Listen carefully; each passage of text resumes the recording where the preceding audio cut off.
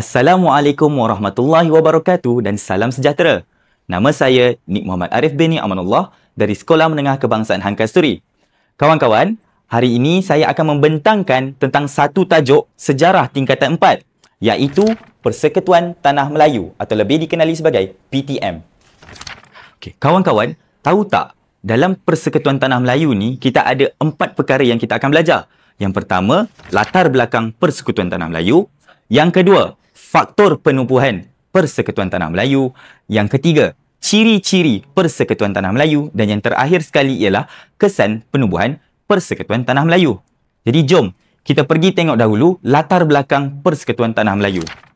Untuk pengetahuan kawan-kawan, Persekutuan Tanah Melayu ni ataupun PTM, dia diperkenalkan oleh British untuk gantikan Malayan Union. Sebelum itu, kawan-kawan kena faham dulu, apa itu persekutuan? Persekutuan ni ialah gabungan beberapa buah negeri di bawah satu unit pentadbiran. Contohnya kita ada kerajaan pusat dan kerajaan negeri, macam yang diguna pakai oleh negara kita sehingga hari ini.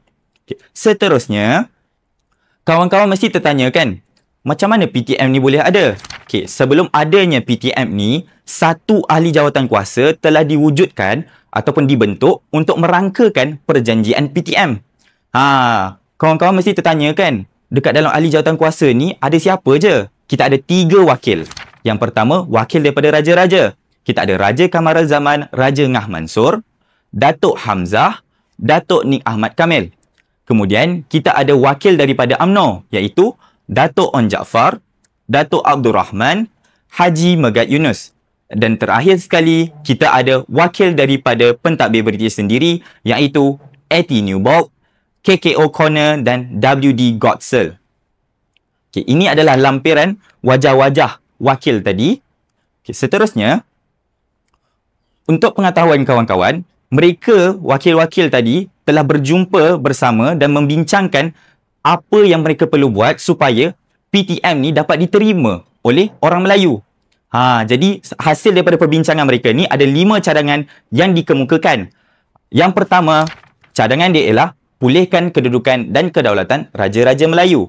Yang kedua, ehwal dan kedudukan istimewa orang Melayu dan kepentingan sah kaum lain dijaga.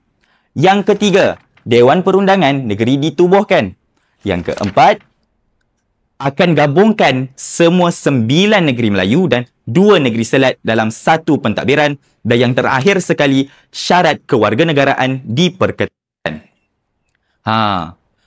Walaupun dah ada cadangan-cadangan itu, tapi masih ada lagi beberapa orang ataupun organisasi yang menentang terhadap jawatan kuasa PTM ini.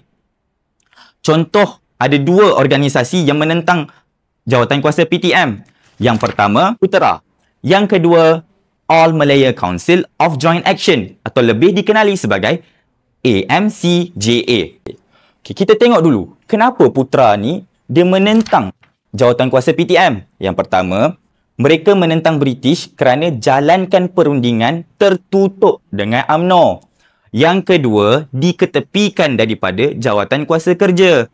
Jadi, parti-parti politik yang menentang, diorang membentuk satu persatuan dikenali sebagai Pusat Tenaga Kerja atau secara ringkasnya Putera.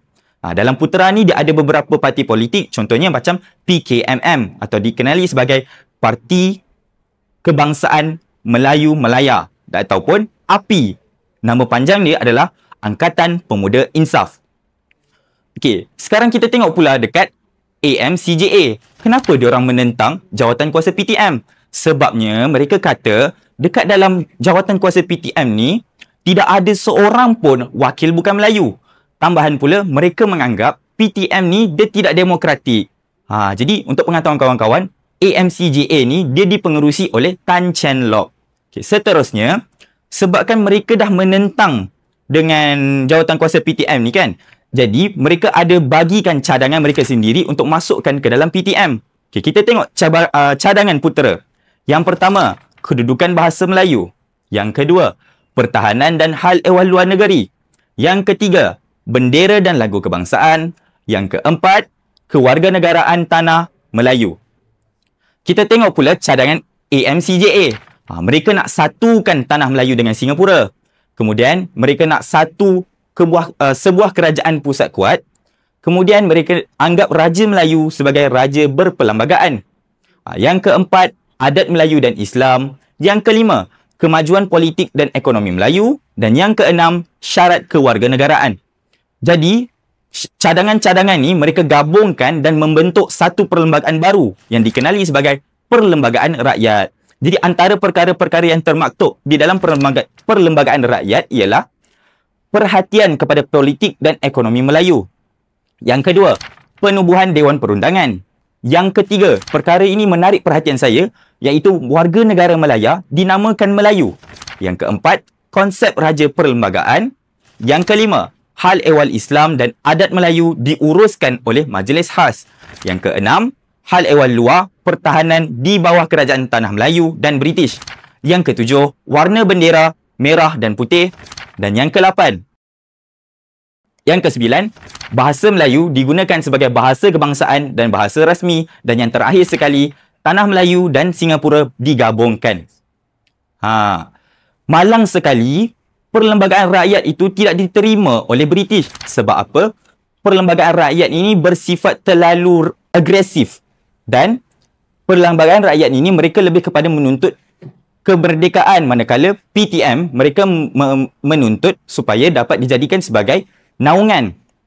Disebabkan Perlembagaan Rakyat ditolak, maka Putera dan AMCJA tadi anjurkan hartal, iaitu tindakan menutup kedai dan berhentikan kegiatan ekonomi oleh peniaga dan merupakan protes tanpa keganasan. Jadi, tindakan ini disokong oleh Dewan Perniaga Cina dan dilaksanakan di bandar utama. Antara premis yang ditutup ialah kilang, kedai, sekolah, pejabat dan ladang. Walaupun mereka tidak diterima oleh British, tapi tidak dapat dinafikan, mereka juga ada memberi sumbangan kepada Tanah Melayu. Sumbangan mereka yang pertama adalah perjuangan mudah diterima oleh rakyat. Yang kedua, perjuangkan hak semua kaum. Yang ketiga, tuntut kebebasan bersuara. Yang keempat, perjuangan pembelaan terhadap ketidakadilan.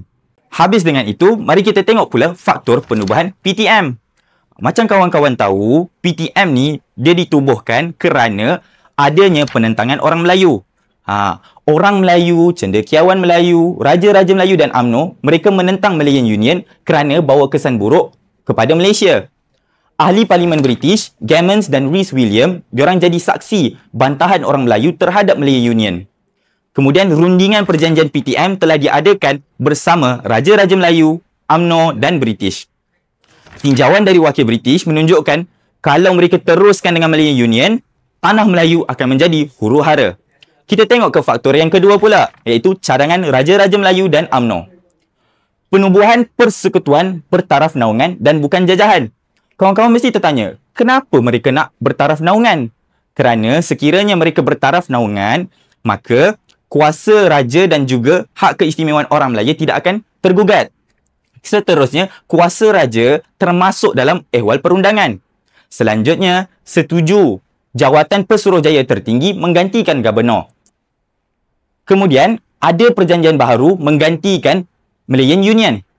Akhir sekali, perkataan negeri-negeri Melayu perlu ada dalam persekutuan baharu. Kita tengok pula salah satu faktor yang membuatkan saya juga sendiri terkejut. Mengapa persekutuan Tanah Melayu ni boleh wujud? Iaitu sokongan daripada British sendiri. Persekutuan Tanah Melayu ini disokong oleh pegawai takbir British seperti Sir Edward Gunn kerana konsep persekutuan dapat wujudkan keamanan. Jadi, cadangan daripada Sir Ralph, British libatkan Raja-Raja Melayu dalam pentadbiran berasaskan perlembagaan. Selain daripada itu, ekonomi dan politik menjadi stabil. Jadi, hal ini akan mendorong pelabur luar untuk melabur di negara ini. Kemudian, secara tidak langsung, British dapat melakukan dasar dekolonisasi seperti yang disarankan oleh Pertubuhan Bangsa-Bangsa Bersatu melalui Piagam Atlantik. Okey, kita dah habis dah kita tengok faktor tadi. Mari kita tengok pula ciri-ciri Persekutuan Tanah Melayu. Kita ada 4 ciri utama iaitu pentadbiran, kuasa Raja-Raja Melayu, perundangan dan akhir sekali kewarganegaraan. Okay, kita tengok pada pentadbiran. Ciri-ciri dia ialah Persekutuan adalah gabungan 9 negeri Melayu dan 2 negeri Selat. Singapura kekal sebagai tanah jajahan British. Kerajaan Persekutuan diketuai oleh Pesuruhjaya Tinggi. Kerajaan Persekutuan bertanggungjawab dalam ehwal kewangan serta kepentingan lain bersama. Ada Majlis Mesyuarat Persekutuan dan Majlis Perundangan untuk bantu Pesuruhjaya Tinggi British. Kemudian akhir sekali, Majlis Mesyuarat Persekutuan ada ahli rasmi dan tidak rasmi, manakala Majlis Perundangan terdiri daripada ahli pelbagai kaum. Kita tengok pula pada aspek ciri kuasa raja-raja. Yang pertama, Majlis Raja-Raja dibentuk untuk memberi pandangan. Yang kedua, Sultan sahkan rang undang-undang yang dilulus dalam DUN. Dan yang terakhir sekali, kuasa raja dikembalikan. Dari aspek perundangan pula, Majlis MPP diketuai oleh Pesuruhjaya Tinggi British. Apa bidang kuasa dia? Bidang kuasanya adalah dari aspek cukai, komunikasi, perundangan dan hal ehwal luar, kehakiman, perdagangan. Kita tengok pula pada kewarganegaraan. Untuk pengetahuan kawan-kawan, kewarganegaraan ni kita ada dua jenis. Satu, penguatkuasaan undang-undang dan satu lagi ialah melalui pendaftaran. Macam mana? Apa yang dimaksudkan dengan penguatkuasaan undang-undang? Jus soli hanya diguna pakai untuk rakyat raja dan rakyat British. Maksudnya macam mana? Sekiranya awak tinggal ataupun lahir di negeri-negeri Melayu, maka awak adalah rakyat raja. Kalau awak lahir ataupun tinggal di negeri-negeri Selat, contohnya macam Melaka dan Pulau Pinang, maka awak akan diberikan kewarganegaraan sebagai rakyat British. Kemudian, kewarganegaraan diberikan kepada penduduk asal iaitu orang Melayu dan juga orang asli. Kita tengok pula pada segi pendaftaran. Macam mana nak daftar sebagai warga negara? Yang pertama, awak mestilah lahir dan bermastautim 15 hingga 20 tahun dari tarikh pendaftaran. Yang kedua, tingkah laku yang baik, tiada jenayah, kuasai bahasa Melayu dan bahasa Inggeris serta awak telah setuju untuk taat setia pada Persekutuan Tanah Melayu. Okey, mari kita tengok pula apa kesan daripada penubuhan Persekutuan Tanah Melayu. Kesan perjanjian Persekutuan Tanah Melayu. Yang pertama, kuasa Raja Melayu dikembalikan semula. Yang kedua, mereka akan iktiraf kedudukan istimewa orang Melayu. Yang ketiga, Persekutuan Tanah Melayu ini mereka membawa kepada kemerdekaan. Yang keempat, eratkan persefahaman antara pemimpin pelbagai kaum. Yang kelima, terbentuknya Majlis Raja-Raja. Yang keenam, orang Melayu diiktiraf sebagai penduduk asal. Yang ketujuh, rancangan membuka ruang kewarganegaraan kepada orang bukan Melayu menjadi warga negara. Kemudian akhir sekali, ehwal raja perlu dirujuk dalam bidang kuasa kerajaan persekutuan. Jadi secara rumusannya, dapatlah kita faham sebenarnya PTM ini diwujudkan kerana Malayan Union ada menggugat hak keistimewaan orang Melayu dan juga kuasa raja-raja. Sekarang, jom kita uji kefahaman kita dengan menjawab beberapa kuis yang telah saya sediakan. Jom. Soalannya, apakah cadangan putera AMCJA sebagai alternatif menggantikan Perjanjian Persekutuan? A. Perlembagaan Rakyat. B. Perlembagaan Malaysia. C. Perlembagaan Bersama. Jadi kawan-kawan rasa jawapan dia yang mana satu? Untuk pengetahuan kawan-kawan, kalau dia kata untuk menggantikan Perjanjian Persekutuan Tanah Melayu, hanya ada satu sahaja jawapan, iaitu Perlembagaan Rakyat. Jadi jawapan untuk soalan ini adalah A. Perlembagaan Rakyat. Soalan yang kedua. Bagaimanakah golongan nasionalis Melayu radikal membuka minda rakyat ke arah proses kemerdekaan? A. Menubuhkan persatuan. B. Menawarkan hadiah.